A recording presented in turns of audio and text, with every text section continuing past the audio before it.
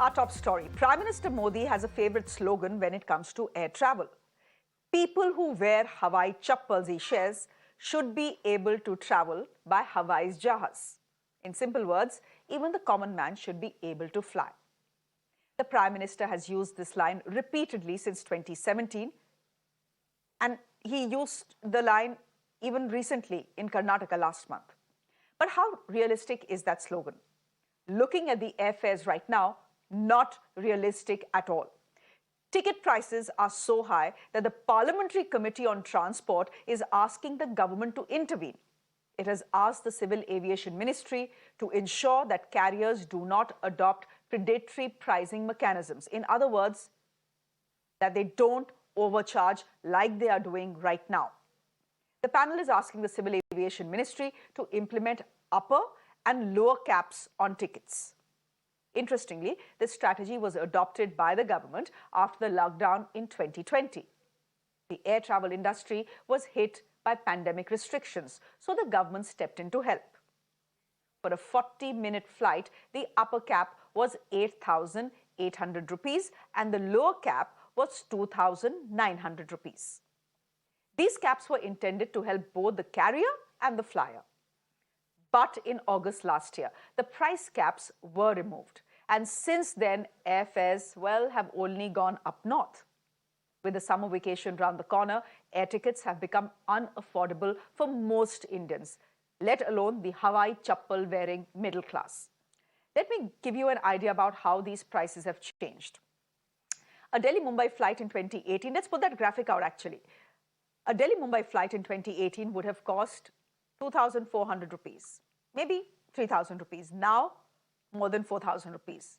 That could go up to more than 6,000 rupees during peak travel season. Delhi-Bangalore prices have gone up from 3,000 rupees to more than 5,200 rupees. Bangalore-Mumbai tickets were sold for 2,000 rupees in 2018. Now they are being sold for more than 3,500 rupees. Mumbai-Goa has doubled in 5 years. Chennai-Mumbai has increased by 50%, and Chennai-Delhi has increased by 60%. So across the board, air prices have risen exponentially. The parliamentary panel has taken note of this problem. They've asked the Civil Aviation Ministry to create a mechanism to monitor ticket prices and also ensure that there is no predatory pricing. It has also flagged the root cause of this surge pricing: a lack of capacity. The government has been pushing civil aviation relentlessly since coming to power. There were 74 airports in 2014. There are more than 140 airports today. The plan is to have more than 280 airports by 2028. But the problem is, carriers are not expanding accordingly. There hasn't been a concerted effort to expand fleets and buy new aircraft. As a result, there is shortage of tickets, which is pushing prices up. It's good that the parliamentary panel has taken note of this issue. They've asked the government to punish carriers who are not displaying accurate information on ticket prices. But the larger question is the game plan of India's civil aviation industry. Our air traffic has reached almost 97% of pre-pandemic levels, so the volume is increasing. But how equitable is that volume? If the idea is to make flying more affordable and accessible, the prices will have to come down. That requires a joint effort by the government, private carriers, and other stakeholders. Catchy slogans simply will not cut it, and that is the reality. The reality also today is, if you try to buy a Delhi-Bangalore ticket right now, it will cost you more than 30,000 rupees. Shri Prapanch is joining us from Chennai Airport. Thoya Sakshi is joining us from the Bangalore Airport. Shri Prapanch, I'm coming to you first. I do believe that you have some flyers with you. What are they telling you about the increased amount of money that they are having to spend to fly anywhere, whether it's near, whether it's far, whether it's within India, whether it's outside India? The air fares, especially during the times of festival, do increase without any reason, and that's what puts pressure into the people when they have to bear a lot of, because they travel with the family. Now we have a flyer along with us. Now, the Parliamentary Standing Committee has recommended, an upper cap and a lower cap for the airfares. How do you view it as a passenger? You must be flying frequently. How do you see this particular initiative? I think this is a great move from the government because sometimes you go higher fare, the people cannot take their family to the vacation, or sometimes the business fare also goes high. So you cannot sometimes travel frequently for the business. So I think this is a great move from the government. You could see that it's a welcoming move is what a passenger he has been trying very frequently. So he has said that the Parliamentary Standing Committee, which has recommended the upper cap and a lower cap, has essentially will be a boon for most of the fares, and also this will not jeopardize the actions of the in fact airlines also, because they have the lower cap also for that, and upper cap essentially benefits most of the flyers because they cannot afford, because in a short notice if they have to travel somewhere and if there's shortage of flights and seats, it becomes a problem for the people who are flying to the other places. So for example, during the times of issues, in times of rains, if you're told you have to travel from Chennai to Kerala, it takes nearly 80,000 rupees at times. We have seen airfares going up to 80,000 rupees, which doesn't make really any sense. So these kinds of measure will definitely, lessen the burden of the flyers and the passengers who are traveling very frequently at a very short notice. Okay. Imagine that. 80,000 rupees for a ticket if you're flying from Chennai to Kerala. Wow, that's saying something. Toya Shakshi, you're joining us in Bangalore, and I have some fares for you today. Delhi to Bangalore, if I want to buy a ticket today, is 32,000 rupees. Delhi to Chennai is 25,000 rupees, and Kolkata to Mumbai is about 19,000 rupees. Toya Shakshi, you have people with you at the Bangalore airport as well. Have they been fed up with these soaring air prices as well?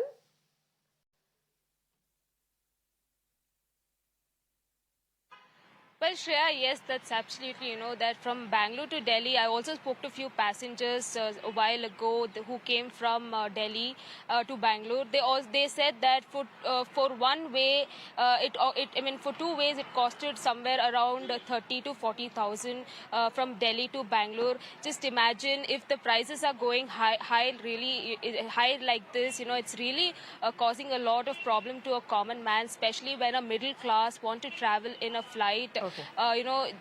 They will not be able to afford such high prices. And also now that since that the government had also said that the flight ticket has to be balanced with it has to be balanced so that even a common man also can travel by flight. But we can see that the prices like this going high or in the peak season, it really the fares of a ticket really goes high, and it will be a lot of problem to all the people over here. Toya, thank you very much. I have Rajendran who's calling us from Bangalore. Our phone lines are open. Before I introduce my guest this evening, let me quickly go to our callers. I'm going to thank my reporters. Thank you very much. Rajendran, please go ahead. Good evening. Good evening, ma'am. I am also a frequent traveler. See, even though if you ask me personally, I don't expect the fares to be in the range of 2,000 to 2,500. But 20,000 and 25,000 is totally unfair, So there has to be some, somewhere middle, some 7,000 to 8,000 people can afford. But recently I checked, the fare for Srinagar, Bangalore to Srinagar now costing, up and down 32,000 rupees, which was costing some 10 days back, 18,000 rupees. So there has to be some mechanism, No, some upper range and there has to be a rationalization. Expect there has to be a rationalization. I completely agree with you there, Rajendran. You cannot fly from Bangalore to, Srinagar for a ticket that costs 30,000 rupees. We'll leave it there, Rajendran. Thank you very much. I'm going to introduce my guests this evening, and our phone lines, just by the way, are open in case any one of you wants to call. Do call us. Professor Shriram Khanna is managing editor of the Consumer Voice. He's joining us on the broadcast. Captain Amit Singh is founder, Safety Matters Foundation. He is joining us on the broadcast as well.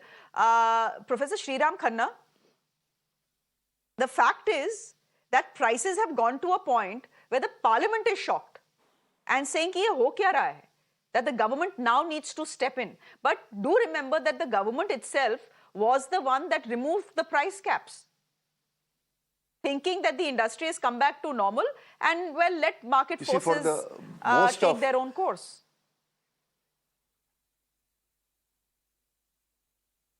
See, I have a feeling that the DGCA and the higher echelons of the Ministry of Civil Aviation are in friendly terms with the private airlines.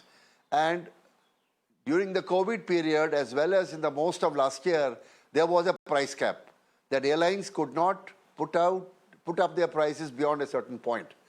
They suddenly removed the price cap in the late last year, and I think the Parliament Committee's recommendation is a reaction to what the ministry has done. I think if such a recommendation has been made, which I have not yet seen, I think they are talking sense. And there is a case today for putting a price cap. You know, we would like the airlines to make profit. They have not been making profit during COVID, so let them earn a little money. But there is a limit to what they can do. Today they were trying to make super profits, because what happens is that the pricing of seats starts maybe 3 months in advance. It's the lowest price. You can get a very good price 4 weeks before the flight. But if you buy in the last minute, and if most of the seats have been sold out, the prices will go up. If there are 4 seats and 40 people, the price will go up 10 times. And that is what they are doing. So you have to have a price cap, that they should not exploit those people who happen to buy the ticket in the last few days. You make your profit. I'm not grudging any profit. You make your profit, but you cannot, be greedy. You cannot take your passengers to the cleaners. उनकी तुम हजामत नहीं कर सकते. So I think that the DGCA and the Ministry of Civil Aviation should reintroduce the price cap. And there is no question of lower price cap, because it's a lower floor. And that is not meant to protect consumers. It's meant to protect the airlines. You have a floor. I don't mind. The airlines should not kill each other by price competition. I support that. But you have to have a price cap to protect vulnerable consumers on specific sectors, on specific times, when the volatility and the peaks go up suddenly without notice. And these are examples you have seen: Delhi, Bangalore, Srinagar, or Chennai, Kerala. These are peaks. On every long weekend you will see this peak. On every festival you will see this peak. And it's happening more and more. Let the airlines make profit, but not really by giving the consumers a haircut. No, Thank you. Yeah, exactly. Don't fleece us. The word that has been used, Captain Sriram Khanna, the word that has been used by the parliamentary panel is fleecing passengers is not right. And right now what is happening is fleecing passengers. Amit Singh, the argument that comes in from the side of the aviation sector of airlines I agree with you. Have you seen how much fuel costs right now? How much fuel costs right now? And if our fuel, if overheads are increasing, the price of fuel has increased, what do? We have no option but to increase the fares of tickets. Otherwise, how will we manage? The airlines are aware of all these issues, and they are here in a business to make profits and maximize their profits. But that does not mean to increase the fares beyond a reasonable amount. So the regulator has a section in the air transport wing which monitors the airfares periodically. But that is not active monitoring. It is passive monitoring, which means they prepare a report every month. So if on the 1st there is a spike in airfares beyond the limit, they would prepare a report on the 15th of the next month, which is too late. So they are not proactively monitoring or actively monitoring. They're quite passive about it. And what people do not know, that there was always a price band, a lower band and an upper band. So a lower band is basically to protect from predatory fares, that is to protect the airlines so that one airline does not undercut and pushes the other one out. But the higher band is to protect the passengers. So the DGCA regulation is that every airline has to publish their tariffs on their website, and it is there. It is there in the finest print, the minutest font. But it is there. If you go to a website of any airline, the tariff is printed and it is in multi levels.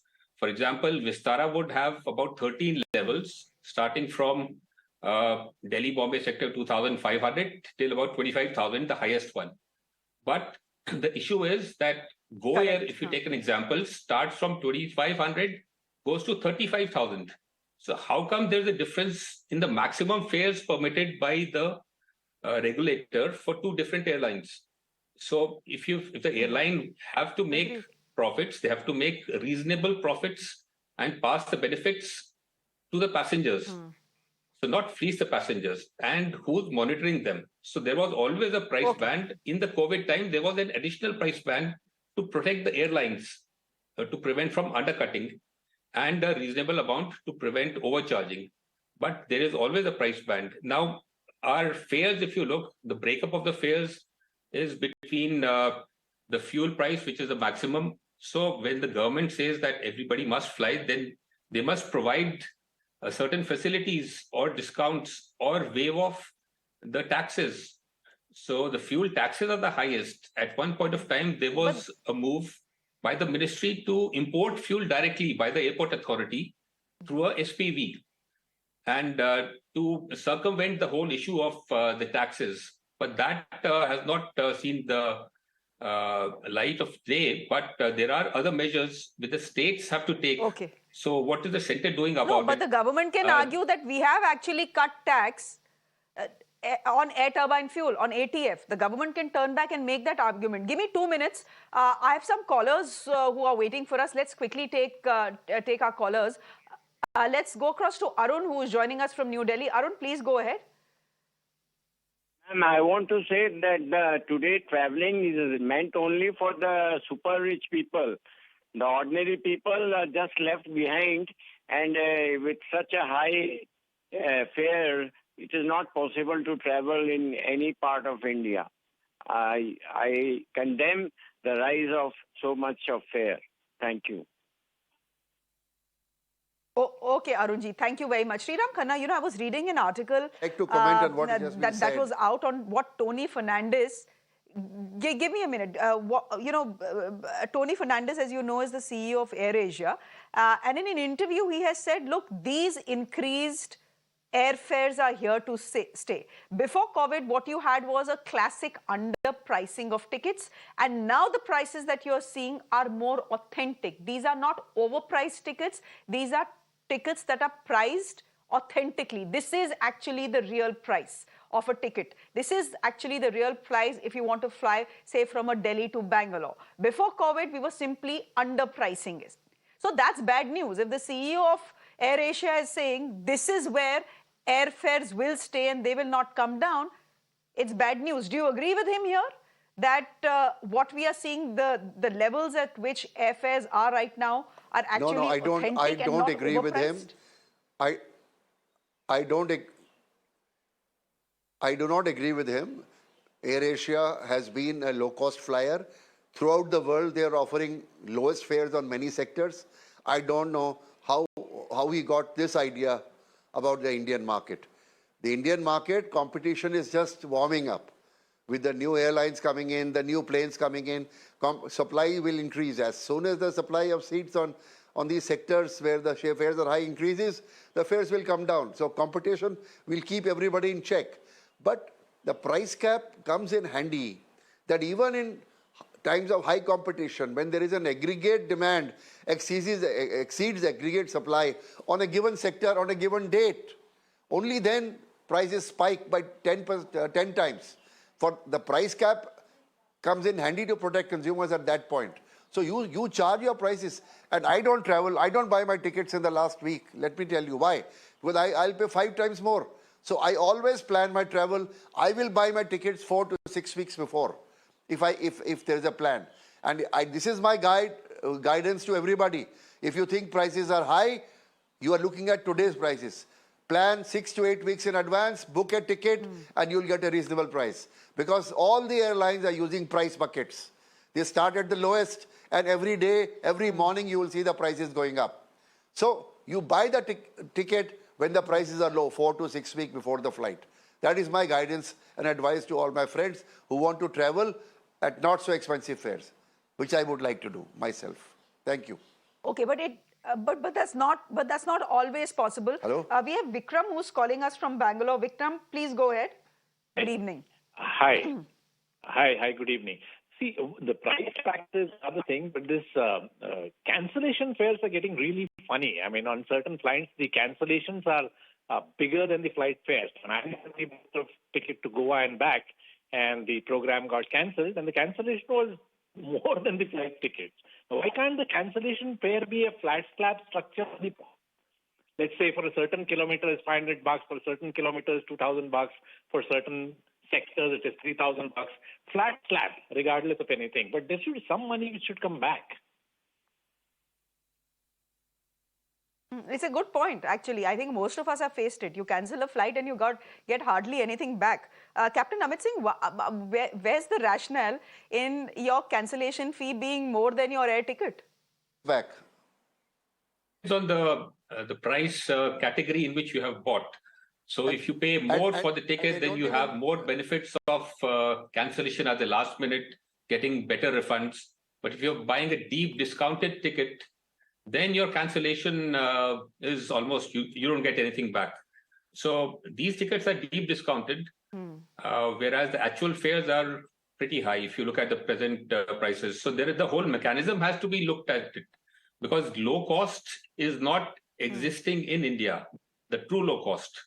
There's no true LCC because there's so many overheads mandated by the government, and there is so much requirement in terms of manpower and other taxes which are mandated. So a true low cost outside India will have very few overheads, so they can pass on the benefits to the passengers. But here we have to keep so many people who cannot do multifunctional jobs, like a security person hired cannot do any other job except security. A commercial will do only their job. So that increases the overheads. So the government has to look at low-cost terminals, specialized terminals, which countries outside have, slightly away from the city, but a true low cost, so that they can pass on the benefits. And since the parliamentary panel is horrified with soaring air prices in this country, they may, as they are looking at these soaring air prices and talking about caps, maybe they need to look into cancellation fees as well. Because, whatever plan I've got, chances are I'm not getting any money back if I cancel my air ticket. Two more callers. Arun is calling us from Mumbai. Arun, please go ahead. Kamlesh, please wait. I'll come to you in just a bit. Arun, go ahead, please.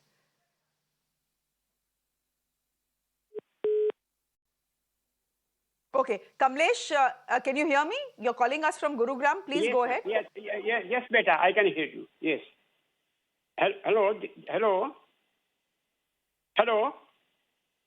Yes, Kamlesh, I can hear you. Please go ahead. Carry on. This is regarding cancellation charges, ma'am. I booked my ticket from Shirdi to New Delhi. In the meantime, in Bombay, I fell sick. I was hospitalized and I was admitted in Lilavati Hospital. It was a genuine case. But in lieu of that, I didn't get a single penny as a refund for my whole family. In fact, I was going with my family to Shirdi to have a darshana. But unfortunately, I got sick and I had to rush to the Lilavati Hospital. And I could not go from Mumbai to Shirdi. But coming from Shirdi to Delhi, I didn't get anything. I lost 30,000 rupees now. So how do we do these type of emergencies? Okay. Where you don't get even a single penny when you have nothing to do with, your normal traveling. Okay, Kamleshji, thank you very much. Professor Sriram Khanna, there's an angst not just as far as high air prices are concerned, there's an angst as far as cancellation prices are concerned as well. My question is this, airlines are service industries. They're supposed to keep their customers happy. If you keep increasing your airfares, if you pay next to nothing when people are cancelling their flight tickets, who does it benefit? It benefits you in the short term. Does it benefit you in the long term? I'll go away, like Kamleshji, I'll go away with a bad experience. Whichever airline I was flying, not refunding a single penny despite the fact that this was a genuine emergency.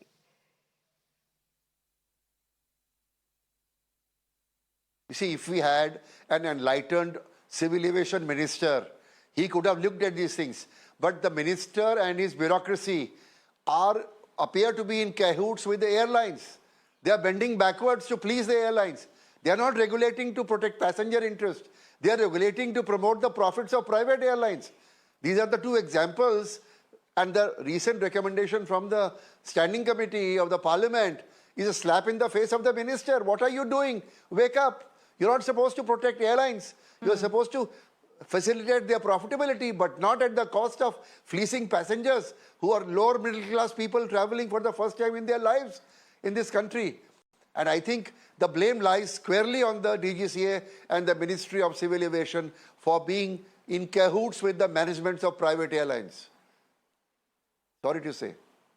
Okay. Professor Sriram Khanna, thank you very much. Captain Amit Singh, thank you very much for joining us. Let's see if the government actually takes the recommendations of the Standing Committee seriously and introduces the price caps back. Let's see if that happens. For the moment, I'm slipping into a quick break on the show. There's much more news coming up from the other side. There's big news that is developing across the border in Pakistan. That is what we are going to next. So do stay with us.